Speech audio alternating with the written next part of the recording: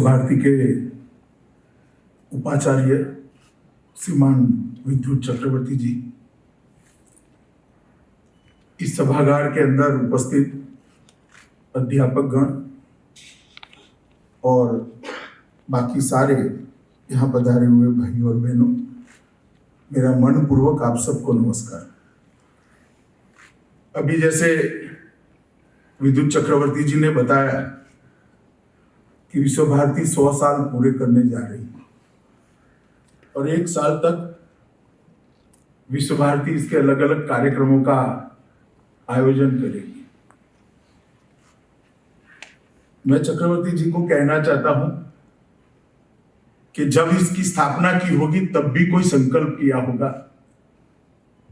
और आज 100 साल पूरे होने जा रहे हैं, तब भी एक आप संकल्प करिए कि बंगाल के अंदर विचार परिवर्तन और ये जो अभी जिन्होंने जिक्र किया, इस तरह की घटना कम से कम शांति निकेतन के साथ न हो। इस प्रकार की पूरे बंगाल के अंदर शांति निकेतन से विचार उठे और पूरे बंगाल के अंदर गुरुवर्य टैगोर का विचार फिर से एक बार नवपल्लवित होकर निकले, ये विश्व भारती ने संकल्प लेना चाहिए। आज मेरे लिए बड़ी सौभाग्य की बात है, देश और विदेश के और विशेषकर भारतवर्ष के एशिया खंड के सभी लोगों के लिए गुरुवर्य टैगोर, शांति निकेतन और विश्व भारती हमेशा सम्मोहन के केंद्र रहे हैं। वो अपने आप की ओर सबको खींचते हैं, आकर्षित करते हैं।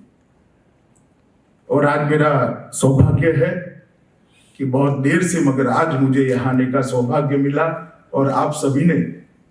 मेरा बहुत अच्छे से स्वागत किया। रविंद्र संगीत के कार्यक्रम से भी मन और आत्मा दोनों को शांति मिले, इस प्रकार से बहुत अच्छा परफॉर्मेंस भी देखा। इसलिए मैं उपाचार्य जी और सभी लोगों का मन से साधुवाद देता हूं और आप सबका धन्यवाद करना चाहता हूं। ये जो बांग्लादेश भवन है, इसका अभी अभी हमारे प्रधानमंत्री जी ने लोकार्पण किया था और गुरुदेव टैगोर ही एक ऐसे व्यक्ति हैं विश्व भर के अंदर जिनकी 2 रचनाएं 2 देश के राष्ट्रगान के रूप में सम्मानित हुई हैं और कोई ऐसी व्यक्ति नहीं है, एक ही कवि की 2 रचनाएं 2 अलग अलग देशों के राष्ट्रगान के रूप में सीमित। ये बहुत बड़ी बात है।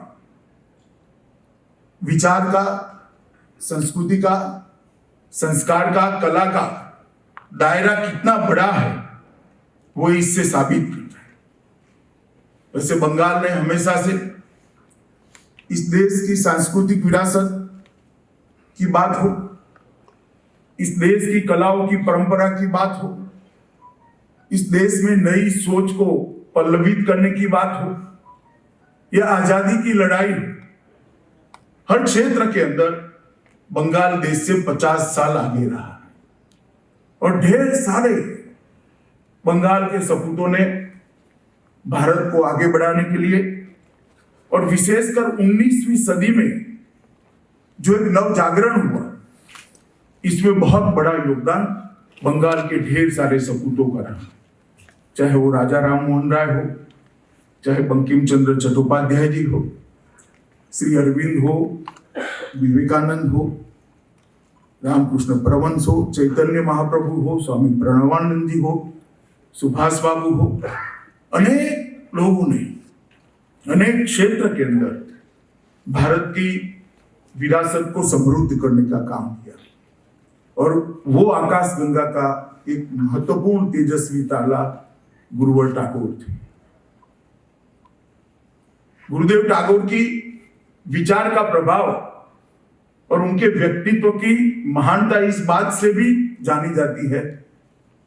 कि आजादी की लड़ाई के अंदर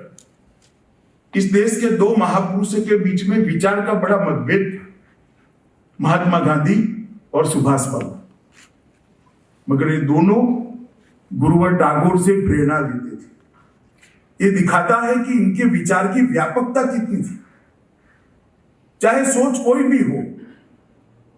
कोई भी समस्या हो, इसका समाधान टैगोर के विचार से मिलता था। और गुरुदेव के विचार ने आजादी के आंदोलन को भी एक बहुत बड़ी गति दी। और महात्मा गांधी का भारत की आत्मा को पहचानने का जो प्रयास था,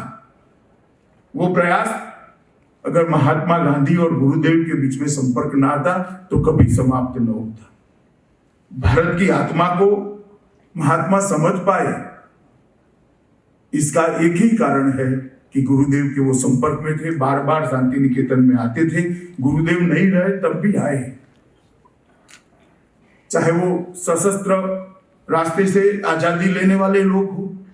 चाहे अहिंसक आंदोलन से आजादी लेने वाले लोग हो, सब शांति निकेतन को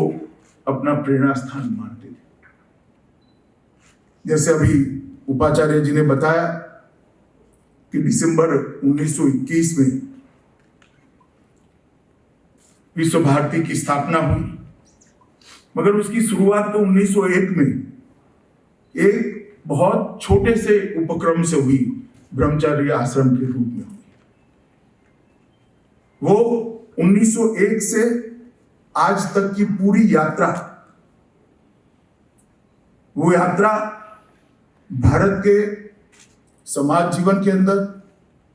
भारत के कला जीवन की यात्रा को, भारत की संस्कार यात्रा को बहुत बड़ा योगदान देने वाली यात्रा रही है। और सबसे बड़ा योगदान भारत की शिक्षा पद्धति को एक आधारभूत विचार देने का काम ये शांति निकेतन ने और विश्व भारती ने किया है। हमारी मूल शिक्षा पद्धति, जिसमें कहीं भी कुछ भी संकीर्ण नहीं था। जब गुरुदेव ने शिक्षा पर अपने विचार रखे तब कहा कि शिक्षा का काम ही ये होना चाहिए, उद्देश्य ही ये होना चाहिए कि संकीर्णता की सभी बेड़ियों को तोड़कर व्यक्ति को अभय बना दे,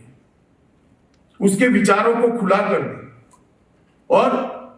उसका सर्वोच्च ध्येय होना चाहिए कि वो यथार्थ के समीप चला जाए, अपने अंदर के मानवी को वो इतनी ऊंचाई पर ले जाए कि इसके लिए देश की सीमाएं, भाषाओं की मर्यादा, संस्कृतियों के बंधन कहीं पर न दिख पाए। इस प्रकार का शिक्षा का मूल उद्देश्य होना चाहिए। आज देश भर में उद्देश्य की परिपूर्ति तो होती हुई नहीं दिखती है, मगर घोर अंधेरी रात में चमकती बिजली जब आती है तब एक आशा का संचार होता है। ऐसी आशा का संचार आज भी ये विश्व भारती है, और मैं मानता हूं कभी न कभी, कहीं न कहीं यहीं से ये फिर से शुरुआत होगी। और ये इसलिए ये संस्था से अपेक्षित है कि महर्षि देव ठाकुर ने जब इसकी स्थापना करी ब्रह्मचर्य आश्रम के रूप में, तब हमारे सारे हजारों वर्ष के चिंतन को ध्यान में रखकर करी। और गुरुदेव टैगोर ने जब विश्व भारती की शुरुआत करी, तब उस समय के सांप्रत समय में हमारी परंपराओं को, हमारे ज्ञान को, हमारी जीवन पद्धति को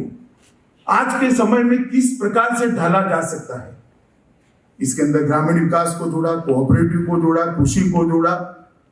आसपास के देशों की साथ संस्कृति के सामंजस्य की शुरुआत की, और उन्होंने एक नया आयाम हमें दिया, एक नया विचार दिया कि 3 अलग अलग महत्वपूर्ण जगहों से गुजरते हुए आज विश्व भारती यहां पर है। वैसे तो 1851, 1901 और 1951 में यूनिवर्सिटी बनना, ये पूरी यात्रा सफल तभी मानी जाएगी कि यहां से जो विचार निकलता है वो विचार हमारी शिक्षा पद्धति के अंदर भी कुछ ऐसे बदलाव लाए कि शिक्षा के उद्देश्य जो गुरुदेव के हमें दिए, टैगोर ने हमें दिए, वो शिक्षा के उद्देश्य हम सिद्ध कर पाए।